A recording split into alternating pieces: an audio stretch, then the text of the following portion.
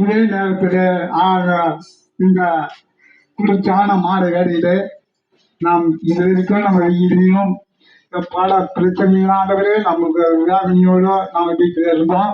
இப்போ சூரியன் அடங்கக்கூடிய ஒரு நேரம், குளிர்ச்சியான ஒரு நேரம். இந்த நேரத்தில் ஒரு குளிர்ச்சியான செய்தியை ஒரு காதில் நாங்கள் இங்கிருந்து இந்த ஒளிபெருக்கின் மூலமாக அனுப்புகிறோம். இந்த ஒளிபெருக்கின் மூலமாக இன்றைக்கு ஏன் இந்த வார்த்தையை நாங்கள் பேசிக்கொண்டு இருக்கிறோம் என்று சொன்னால், நாம் உலகத்தில் 6 நாட்கள் வேலை செய்கிறோம். ஆனால் இந்த 7வது நாட்டிலே ஞாயிற்றுக்கிழமை தினத்திலே ஓய்வு இருக்க வேண்டும் என்பது அது சட்டத்தின் விதி. அரசாங்கமே இன்றைக்கு நமக்கு அது கொடுக்கிற ஒரு பேச்சு தான். இது எல்லாமே அரசாங்கமே நமக்கு கொடுக்கிற ஒரு நிலை. அப்படிப்பட்ட நிலையிலே உதவி நமக்கு இந்த நேரத்தில் கூட ஓய்வு நாளில கூட நாம் என்ன செய்கிறோம், கஷ்டப்பட்டு கொண்டு இருக்கிறோம். இந்த ஓய்வு நாளில் கூட பல பிரச்சனைகள்னால ஓடிக்கொண்டு இருக்கிறோம். வியாதினால ஓடிக்கிறோம். ஐயோ இந்த டாக்டரை பார்க்கலாமா, அதாவது பணம் இல்லாததுனால யாராவது ஒருத்தர் போய் பார்த்து இந்த ஓய்வு நாளில் இந்த ஞாயிற்றுக்கிழமை எல்லாம் வீட்டில் இருப்பாங்க, நம்ம போயிட்டு அவங்கள போயிட்டு உதவி கேட்கலாமா, இப்படி கூட பல பிரச்சனைகளை கூட இந்த ஞாயிற்றுக்கிழமை வேலையில கூட நம்ம ஓடிக்கொண்டு இருக்கிறோம். ஏன்னு சொன்னால் நமக்கு பல பிரச்சனைகள். இது உலகத்தில் கூடிய ஒரு முக்கியமானது. இதுதான். இது பிரச்சனை இல்லாத மனுஷன் ஒருவனுமே கிடையாது. நம்ம பிரச்சனையோடு தான் வாழ்ந்துட்டு இருக்கிறோம். ஒவ்வொரு நாளும் நாம் பிரச்சனை தான் வாழ்ந்து கொண்டிருக்கிறோம். ஆனால் இது இடையில கூட ஒரு மன நிம்மதிக்காக நாம் வாழ்ந்ததே கிடையாது. கொஞ்ச நேரம் சந்தோஷப்படுவோம். பிள்ளைகளோடு கூட, புருஷோடு கூட, மனைவி மக்களோடு, தாய் தாப்பனோடு கூட, மாமா மச்சான் கூட, உறவு கூட, நண்பர்களோடு கூட கொஞ்ச நேரம் சந்தோஷமா அப்படியே ஒரு நடிப்புவோம். எப்படின்னா, ஏதோ நம்ம கிட்ட கஷ்டம் இல்லாத மாதிரியும், நம்ம நல்லா சந்தோஷமா இருக்கிற மாதிரியும் நம்ம முகபாவத்தை அப்படியே கொஞ்சம் சிரிப்பு காமிப்போம். கொஞ்ச நேரம் அந்த ஆத்மா அப்படி சிரிக்கிற மாதிரி இருக்கும். ஆனா பின்னால ஐயோ அது இல்லையே, என் உடம்பு இப்படி இருக்குது, இந்த ஹாஸ்பிட்டலுக்கு போனேன், என் பிடிச்ச கஷ்டம் இருக்குது, எனக்கு வியாதி இருக்குது, எனக்கு அது இருக்குது, இது இருக்குது என்று குறைந்து கொண்டு இருப்போம். மனுஷனுக்கு நிம்மதியே இல்லை. அவன் பிறந்த நாள் இருந்து அவன் மறிக்கும் நாள் வரைக்கும், அவன் வாழ்க்கிற நாட்கள் வரைக்கும் நிம்மதியே இல்லை. நிம்மதி என்று அவன் தேடிக்கிட்டு இருக்கான். பணம் இருக்கும், எல்லாம் போட்டு கஜனா போட்டு பணாமதியா போட்டான், நிம்மதி இல்லை. அப்பா பாருங்க, அவன் வியாதியோடு இருப்பான்.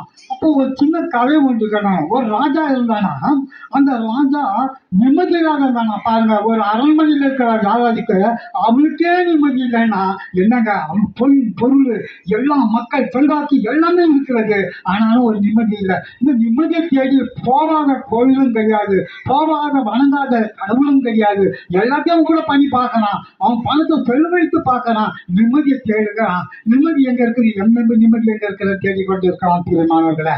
அப்போ அவன் பார்த்தானா, மாடிய அந்த அரண்மனைக்கு மேல நின்று பார்க்கும்போது ஒருத்தன் ஒண்ணுமே ஒரு கும்பை வச்சிருக்கானா, ஒரு கையை வைத்துக் கொண்டு அவன் என்ன பண்ணான், அழகா சந்தோஷமா பாட்டு பாடிக்கொண்டு போயிடறானா. அவன் யாராதிக்கணும், பிச்சைக்காரன். அவன் சந்தோஷமா பாடிக்கிட்டு இருக்கானா. இன்னும் இந்த மனுஷன் இவ்வளவு சந்தோஷமா பாடிக்கிட்டு இருக்கான், நமக்கு சந்தோஷம் இல்லையே அப்படின்னு அந்த அரசன் கொஞ்சம் யோசித்து பார்த்து அவன் என்ன செய்கிறானா, அந்த பிச்சைக்காரனை கூட்டிட்டு வர சொன்னாங்க. ஓடி போய் உன்னை அரசன் கூப்பிடுற பாப்பா அப்படின்னா. சரி வந்தானா, என்னப்பா நீ இவ்வளவு சந்தோஷமா இருக்கிறியே, என்ன காரணம் அப்படின்னா. அப்ப அவன் சொன்னானா, ஐயா எனக்கு எல்லாம் செல்வாக்கு இருக்குது அப்படின்னு நிம்மதி இல்லைன்னு சொன்னீங்களே, ஆனா எனக்கு என் செல்வாக்கு என் ஜீவன் தான், நான் ஜீவனோடு இருக்கிறனால நான் சந்தோஷமா தான் இருப்பேன் அப்படின்னு சொல்லிட்டு என்ன சொன்னானா, நீ என்ன செய்யணும், சந்தோஷம் வேணாம், என்ன மாதிரி வா. நான் எப்படி எல்லாவற்றையும் இழந்து இருக்கிறோனோ, எனக்கு கடன் கொள்ளை இல்லை, எனக்கு சண்டையும் கிடையாது, எனக்கு எதிராளி கிடையாது, நான் யாருக்கும் பயப்பட வேண்டிய அவசியமே இல்லை.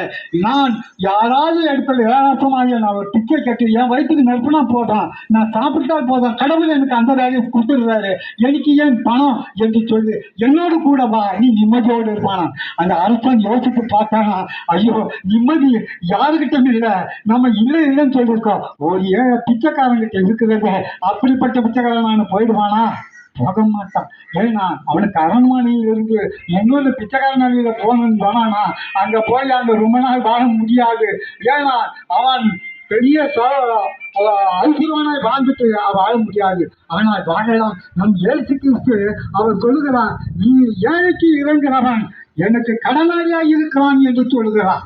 ஏழைக்கு எந்த மனிதன் இறங்குறானோ, தாகம் கேட்ட தண்ணீர், தாகத்தோடு வரவனுக்கு தண்ணீர் கொடுத்து, பசியோடு வரவனுக்கு ஒரு ஆகாரத்தை கொடுத்து, வஸ்திரம் இல்லாதவனுக்கு வஸ்திரம் கொடுத்து, வியாதியாக இருக்கிறவனை போய் பார்த்து விசாரித்து அவனுக்கு வைத்தியத்துக்கு தேவையான வழிகளை செய்து, அல்லது சிறைச்சாலையில் இருக்கிறவனை போய் கண்டு, அங்க நீ நலமாய் இருக்கிறானா, நீ எப்படியே வந்து விடுவாய், குற்றம் உனக்கு இல்லை, ஆனால் எப்படியாச்சும் நீ விடுதலை ஆவாய் என்று சொல்லி அவனுக்கு ஆறுதல் பேசுகிறவனாய் அங்கே இருக்கான். இயேசு கிறிஸ்து சொல்கிறார், அந்த ஏழைகளுக்கு இறங்குறது நான் கடனாளியாய் இருக்கிறேன் என்று சொல்கிறார்.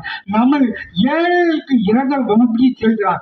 அந்த ஏழைக்கு இறங்குறவன் பரலோகத்துக்கு அவனுக்கு உரிமை உள்ளவனாய் இருக்கிறான். அந்த பரலோகத்தை அடைவதற்காகத்தான் எல்லா மதங்களும் எல்லா மக்களும் இன்னைக்கு நான் மறித்தால் பரலோகம் போனோம், சொர்லோகம் போனோம், அங்க போன இங்க போனேன், ஏன்னா இங்க படுற பாடு போதும், இந்த வாழ்க்கை போதும், இந்த வாழ்க்கையிலிருந்து நம்ம விடுதலை பட வேணாம், நமக்குன்னு ஒரு மறித்த பிறகு ஒரு வாழ்க்கை இருக்குதா இல்லையான்னு கூட தெரியல, இருந்தாலும் இந்த உலகம் வேணாம், அடுத்த உலகத்திலேயே போய் சந்தோஷமா இருக்கணும் என்று எல்லாரும் விரும்புவது நல்லதுதானே, அவசியம் தானே, அப்படித்தானே விரும்புகிறாங்க.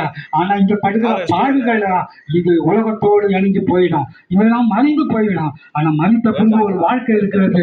அந்த வாழ்க்கை என்னன்னா அதுதான் நிரந்தர வாழ்க்கை. அந்த வாழ்க்கை பரலோக வாழ்க்கை. அந்த பரலோக வாழ்க்கைக்கு தலைவர் யாரு? அவர்தான் கிறிஸ்து. அந்த வாழ்க்கையில கொண்டு போய் நிற்கிறவர் யாரு? அவர்தான் கிறிஸ்து. அந்த கிறிஸ்துவை நீ நாடி வறுமையா வரப்போற அந்த காலகட்டத்தில் இயேசு கிறிஸ்துவோடு நீ இணைப்பினாய், இயேசு கிறிஸ்துவை விசுவாசித்தாய், உனக்கு அந்த உலகத்தினுடைய ஆசை, அந்த உலகத்தினுடைய பொருள், அதிகாரம் எல்லாமே உனக்கு கிடைக்கும். அங்கே யாருக்கும் பயப்பட வேண்டிய அவசியமே இல்லை. அவருக்கு யாருக்கும் பயப்பட வேண்டிய அவசியம் இல்லை.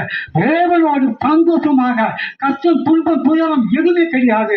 அந்த வாழ்க்கையை தான் நாம் தேடிக்கொண்டிருக்கிறோம். என் அருமையான வழியில ஒளிபெருக்கின் மூலமாக கேட்டுக்கொண்டிருக்கிற அருமையான பிள்ளைகளை, நீங்கள் தேவனை முழுமையாக விசுவாசித்து நீ தேவன் பேரில அவர் வார்த்தையை நீ கேட்கும் போது கர்த்தர் உங்களை ஆச்சரிப்பார். உங்கள் போதும் நீங்க செய்யும் வேலையெல்லாம் ஆச்சரிப்பார். நீங்க செய்கிற வியாபாரங்களை ஆச்சரிப்பார். உங்களுக்கு எல்லா தேவைகளையும் அவர் சந்திப்பார். நீ அவரை கேட்டுப்பார். அவர் கொடுக்கிற தேவன். என்ன கேளுங்க தரப்படும். என்னை கேட்டா போதும். அவர் தரக்கூடிய தேவன். அவர் மற்றபடிய மூடி மறித்து நீ இதை கூட அது கூட கேட்கிற தேவன் இல்லை. உன்னை கடனாளனா ஆக்குற தேவன் அல்ல. அவர் உன்னை உயர்த்தி பார்க்கிற தேவன், உன்னை உருக்கி பார்க்கிற தேவன், உன் நலத்தி பார்க்கிற தேவன். உன் குடும்பத்துல எந்த சூழ்நிலையிலும் அவர் கூப்பிடும் போது ஓடி சிறுப்பிடைகளை போல ஓடி வந்து உனக்கு உதவி செய்கிற தேவன். அந்த தேவனை நீ விசுவாசிங்க. உன் தாயின் வயிற்றில 300 வருஷமா உன்னை காத்து வழிநாட்டின தேவன். 300 நாட்களால் உன்னை வழிநாட்டின தேவன். பாப்பா, உன் பிறந்த குரு கூட 2-3 வருஷம் உன்னையே அவரே படம், உனக்கு வியாதி வராம உனக்கு என்ன வருமோ ஏதோ பண்ண அவர் பார்த்து கொண்டு இருந்த தேவன். அப்பா, உன் கூடயே இருக்கிறார், உன்னை கைவிடுவது இல்லை, அவர் கைவிட்டு விலகுவதும் இல்லை. உன்னை கட்டவும் உன் பார்வையில நின்று கொண்டிருக்கார், உன் பக்கத்துல நின்று கொண்டிருக்கார். நீ அறியாயோ நீ தேவனை விசுவாசித்து நீ கிறிஸ்துவை நீ விசுவாசிக்கும் போது கர்த்தர் உனக்கு எல்லா சௌரியத்தை செய்து கொள்ளார். வியாதிகளை நீ எடுத்து போடுகிறார். நீ வியாதி எப்படிப்பட்ட வியாதி இருக்கிறதோ இப்போ கூட இந்த ஒளிப்பதிக்கு மூலமாக நீ கொஞ்ச நேரம் உனக்கு ஏதாவது வியாதி வழி இருக்கும் வேணாம், அங்கே உன் கரத்தை வைத்துக் கொண்டு நீங்க அப்ப உங்களுக்காக நான் ஜபிக்கிறேன். நீங்க அந்த கரத்தை வைத்துக் கொண்டு அங்க வெளியே பாருங்க. அப்பவே அந்த வழி நீங்கும். விசுவாசத்தோடு நீ வைத்து பாருங்க.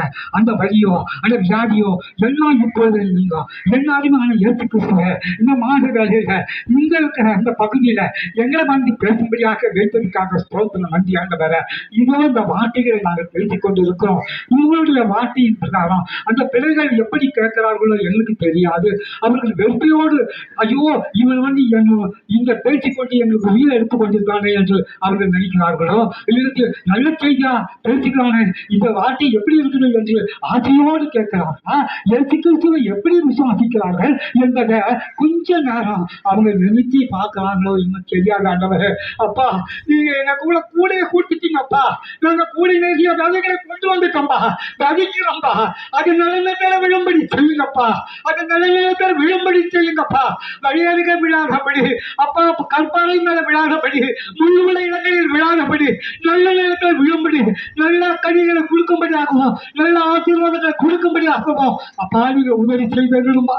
இந்த மாலை வேலையில, இந்த குளிர்ச்சான வேலையில ஒவ்வொருவரையும் இந்த ஒளிபெருக்கு மூலமாக கேட்டிருக்கிற அந்த பிள்ளைகள் ஆண்டவர, அவர்கள் என்ன குற்றங்குறைகள் இருக்குமோ, அவர்கள் என்ன வியாதிகள் இருக்கிறார்களோ, என்ன பிரச்சனை இருக்கிறார்களோ, அவர்களை தோடும் ஆண்டவர, இந்த மாலை வேலையில தோடும் ஆண்டவர, அவர்கள் காட்சாய் விளங்கட்டும். இந்த ஒளிபெருமா நான் கேட்டினால் இங்கே ரசிக்கப்பட்டு நான் ஒளியில் இருந்து, நான் வியாதியில் இருந்து, நான் கஷ்டத்தில் இருந்து நான் வந்துவிட்டேன், எனக்கு எப்படி ஆனது என்று வேதனைப்பட்டு அவர்கள் சாட்சிகளாய் மாற்ற ஆண்டவரே ஆசீர்வதிங்க அப்பா, ஆசீர்வதிங்க. இந்த காரணம் அவர்கள் மேல் விழட்டும், அவர்கள் ஆசீர்வதிக்கப்பட்ட பிள்ளைகளாய் மாறட்டும். இயேசு இனி நாமத்தில் கேள்வி நடக்கிறார்கள். ஆமென், ஆமென், ஆமென்.